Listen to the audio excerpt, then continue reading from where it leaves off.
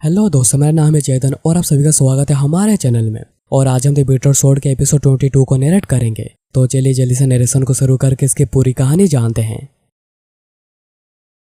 Episode के starting में हमें एक पागल आदमी को दिखाया जाता है जिसको दिखाने सोगुआंग जीमून को लेकर आए थे। सोगुआंग बताते हैं कि उसे पकड़ने में उन्हें मार्शल मास्टर की हेल्प लेनी पड़ी थी, पर पागल होने से पहले उसने हमें उसकी आइडेंटिटी बताई थी। वो आर्यन ब्रिगेड के लिए इन्फॉर्मेंट का काम करता है, यानी जो लोग जाकर जानकारी हासिल करते हैं। पर अभी तक ये बात पूरी तरीके से कंफर्म नहीं हुई है कि ये सच में उनके लिए काम करता है या नहीं।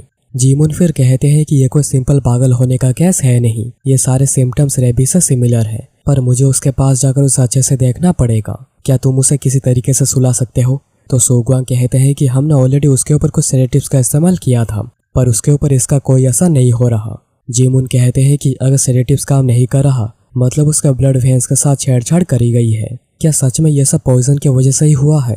जीमून फिर सोगुआंग को पीछे हट जाने को कहते हैं, क्योंकि वो ब्लड रूट से कलेक्ट किए हुए पॉइजन का इस्तेमाल करने जा रहे हैं, जो कि बस खून की लालसा को ही नहीं दिमाग को भी शांत कर देता है। ये काफी अच्छी सेडेटिव है किसी को भी सुलाने के लिए। और पॉइजन का इस्तेमाल करते ही वो आदमी सो जाता है और जीमून अंदर जाते हैं उसे अच्छे से चेक करने। जीमून फिर अंदर जाकर पॉइजन आर्ट्स का इस्तेमाल करते हैं और बताते हैं कि उसके ऊपर किसी एनिमल बेस्ड पॉइजन का इस्तेमाल किया गया नहीं है। सोगुआंग पूछता है, आपको इसके बारे में कैसे पता? तो जीमून कहते हैं कि मैं भी जिस पॉइजन का इस्तेमाल कर रहा हूँ वो एनिमल बेस्ड पॉइजन से रिएक्ट करती है। पॉइजन को टोटल 3 कैटेगरीज में डिवाइड किया गया है: animal based poison, plant based poison and lastly mineral based poison. और वो जैसे मिनरल बेस्ड पॉइजन का इस्तेमाल करते हैं एक रिएक्शन होता है, पर जीमून कहते हैं कि इसमें कुछ तो गड़बड़ है। तभी वो आदमी जाग जाता और जीमून के ऊपर हमला कर देता है। मिरियो उसे जल्दी से पकड़ के छुड़ाने की कोशिश कर रही थी, पर वो जीमून को छोड़ ही नहीं रहा था। तभी सोगुआंग अंदर आकर उसे पंच मार के साइड कर देते हैं। मिरियो पूछती है कि अंकल क्या आप ठीक हैं? तो जीमून कहते हैं, अच्छी बात यह है कि मेरी हड्डियां नहीं टूटी हैं, पर अगर वो मिनरल बेस्ड पॉइजन से पॉइजन हुआ है, पर फिर भी उसके सिम्टम्स को ज्यादा एक्सट्रीम है। सोगुआंग पूछते हैं कि एल्डर तेंग क्या आप ठीक है?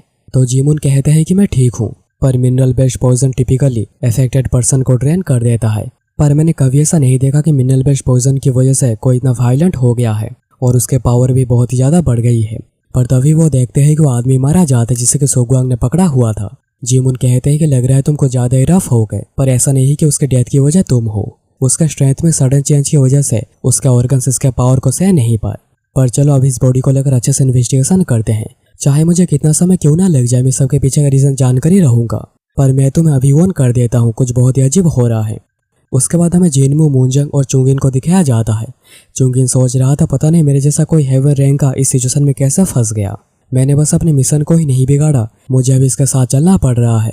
अगर ब्लैक मून को इसके बारे में पता चल जाएगा, पता नहीं मैं इतनी जिल्लत कैसे सहूंगा। और जैसे कि ब्रांच लीडर युंग ने कहा था, यह कोई आम लड़का नहीं है, ऐसे ज्यादा मार्शल आर्टिस्ट नहीं है जो कि मेरे सामने टेक पाते हैं। बस सेवन लेजर स्काई ने यह काम करके दिखाया है। चुंगिन फिर देखता है कि मूंजंग उसे घूरे ही जा रहा है। तो चुंगिन कहता है कि क्या मैं किसी सर्कस का बंदर लग रहा हूँ जो कि तुम मुझे ऐसे घूरे जा रहे हो? मूंजंग कहता है कि मुझे माफ करना, पर मुझे तुम काफी इंटरेस्टिंग लग रहे हो। क्या ये चेहरा तुम्हारा असली चेहरा है? चुंगिन कहता है कि क्या तुम्हें लगता है मैं बस अपना चेहरा ही बदल सकता हूँ? मैं मेरा शरीर बदल सकता हूँ, मेरे कपड़ों को भी बदल सकता हूँ। मेरा टाइटल मास्टर ऑफ ट्रांसफॉर्मेशन ऐसा ही नहीं पड़ा है। चुंगिन फिर सोचने लग जाता है कि मेरे सामने बस यही लड़का एक प्रॉब्लम है। उसे जैसे मेरे पहले ट्रांसफॉर्मेशन के बारे में पता चला, तब से मैं कोई भी रूप क्यों ना ले लूँ वो मुझे पहचान ही लेता है। मैं डेफिनेटली यहाँ पर एक खराब सिचुएशन में फंस गया हूँ। मैं यहाँ पर आया था उसके ऊपर नजर रखने के लिए, पर अब तो वही मेरे ऊपर नजर रखे जा रहा है। और ये सब हो रहा है उस अजीब सा ब्लेड की वजह से। तभी जिनमू स्नोफ्लावर को देखकर सोच रहा था, तुम फिर से यहाँ पर रिएक्ट क्यों कर रही हो? एक ऐसा ब्यूज ब्लेड जो कि बस मैं ही यूज कर सकता हूँ। और ये चुंगिन, मैं इसके आसपास कभी केयरलेस नहीं रह सकता। उसके मेंटल स्ट्रेंथ बहुत ही ज्यादा है, पर अजीब बात यह है कि उसे स्नोफ्लावर ने बहुत ही आसानी से पोजेस्ट कर लिया था। यह सच में काफी अजीब ब्लेड है, पर हम लोग जब से ऊनम आए हैं यह ब्लेड तभी से ही बहुत अजीब बिहेव कर रहा है और इसके सिनिस्टर की भी और भी स्ट्रॉन्ग होती जा रही है। क्या यह सब इसलिए हो रहा है क्योंकि ये उसका ओरिजिन प्लेस है? मुझे कुछ टाइम निकाल कर उस जगह पर जाना ही पड़ेगा जहाँ पर कि वो ट्राइब रहती थी। और यह ब्लेड जैसे रिएक्ट करते जा रहा है, इस पर कंट्रोल कर पाना मेरे लिए बहुत ही मुश्किल हो रहा है। ऐसा हो सकता है कि मेरा दिमाग खराब हो जाए या फिर मेरे कंट्रोल से बाहर चला जाए, इसलिए अभी से मुझे और भी ज्यादा केयरफुल लेना पड़ेगा। तभी जिनमू अचानक ही रुक जाता है। तो चुंगिन पूछता है कि तुम कब से मार्केट में से गोल गोल क्यों घूम रहे हो और अभी अचानक से ऐसे क्यों रुक गए? जिनमू जिस दुकान के सामने खड़ा हुआ था, दुकानदार पूछता है कि क्या तुम्हें कुछ चाहिए? तो जिनमू एक ब्लेड उठाकर कहता है, बुरा नहीं, ये काफी अच्छा है, पर इसमें थोड़ी रिफाइनिंग की काम करनी बाकी है।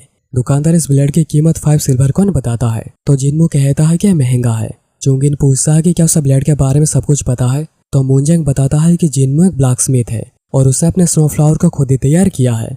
चुंगिन कहता है कि क्या उसे ब्लैकस्मिथिंग भी आती है, मतलब उसने अपने ब्यूज ब्लेड को खुद तैयार किया है। पता नहीं कि लड़का कौन है और क्या क्या कर सकता है। जिनमू तभी दुकानदार को कहता है कि बहुत ही महंगा है। तो दुकानदार कहता है कि अगर तुम इसे अफोर्ड नहीं कर सकते तो यहाँ से चले जाओ, और जिनमू भी ब्लेड को रखकर जाने लगता है। तो दुकानदार खुद ही आकर उसे रोकता है और एक सिल्वर कॉइन में भी देने के लिए मान जाता है। जिनमू से कहता है कि अगर तुम मुझे बता दो कि तुम्हें ब्लेड कहाँ से मिली है तो मैं तुम्हें इस ब्लेड के बदले 6 सिल्वर कॉइन दूंगा। दुकानदार बताता है कि जब कुछ महीने पहले ब्लैक मार्केट खुली हुई थी तब बहुत से अनोखे हथियार वहां पर मिल रहे थे और ये भी वहीं पर ही था, और जेड सिटी के ज्यादातर दुकानदार अपनी चीजें ब्लैक मार्केट से ही लाते हैं। चुंगिन तभी कहता है कि मुझे पता है ब्लैक मार्केट कहाँ पर है। चुंगिन फिर उस ब्लेड को चेक करके कहता है कि ब्लेड यहाँ का तो नहीं लगता, इसे कहीं बाहर से लाया गया है। तो जिनमू कहता है तुमने सही कहा, इसे जरूर मेनलैंड में बनाया गया है, शायद होनम प्रोविंस के नॉर्दर्न पार्ट में। मार्केट में घूमने के बाद मैंने ये नोटिस करा कि यहाँ के ज्यादातर वेपन्स मेनलैंड के ही हैं, पर फॉरेन मर्चेंट्स का उना में एंटर होना बहुत ही मुश्किल है, पर यहाँ का लगभग हर हथियार बाहर का ही है। चुंगिन सोच रहा था कि वो तो काफी चालाक है, तो क्या वो मार्केट में ऐसे गोल गोल इसके बारे में पता लगाने के लिए घूम रहा था। मूनजंग पूछता है कि तुम क्या बात कह रहे हो, मुझे कुछ भी समझ में नहीं आ रहा। तो चुंगिन बताता है कि सारे वेपन्स यहाँ के नहीं हैं, मतलब कि सारे वेपन्स किसी दूसरे जगह से आए हैं। ये हथियार उन मर्चेंट्स और बॉडीगार्ड्स के जो कि यहाँ पर आकर गायब हो गए थे, और जिन लोगों ने उन्हें गायब किया था उन्हीं लोगों ने इसे ब्लैक मार्केट में बेचा है। और जिनमू के इंटेलिजेंस को देखकर चुंगिन पूरा सरप्राइज था, और उसके बाद तीनों निकल पड़ते हैं ब्लैक मार्केट की तरफ। और फिर रात को हमें ब्लैक मार्केट दिखाया जाता है जहाँ पर हथियार बिक रहे थे, और जो लोग बेचने आए थे वो कहते हैं कि जो भी से लेना चाहता है सामने आ जाए। तब एक आदमी पूछता है कि क्या परफेक्ट कंडीशन में है, क्या तुम बता सकते हो कि तुम ये कहाँ से लाए हो। तो उनका एक आदमी कहता है कि कोई सवाल मत पूछो, अगर तुम्हें लेना हो तो लो या फिर यहाँ से चले जाओ। तो वो आदमी कहता है कि जैसा कि मैंने सोचा था, तुम लोगों ने इन्हें किसी गलत काम करके हासिल किया है। उनका आदमी थोड़ा घबरा कर कहता है कि आखिर तुम्हें क्या कह रहे हो। तभी वो आदमी अपना चेहरा दिखाकर कहता है फाइनली तुम लोग पकड़े ही गए। पर तभी उनका आदमी अपने लोगों को कहता है सभी लोगों को जल्दी से यहाँ पर मार दो और यहाँ से जल्दी से निकलो, और वो लोगों को मारना शुरू कर देते हैं। पर वो आदमी पूछता है कि आखिर तुम कौन हो। तो वो आदमी कहता है कि क्या तुम लोगों ने कभी ब्रोकन फिश सेट के ओरेकल्स के बारे में नहीं सुना है। ओरेकल्स का यहाँ पर आना मतलब तुम सभी का काम खत्म हो गया है। आखिर तुम लोगों को किसने कहा था कि तुम लोग हमारे इलाका में आकर ये सब कर सकते हो। और फिर वो नोटिस करते हैं कि उन लोगों को चारों तरफ से ओरेकल्स ने घेर लिया है।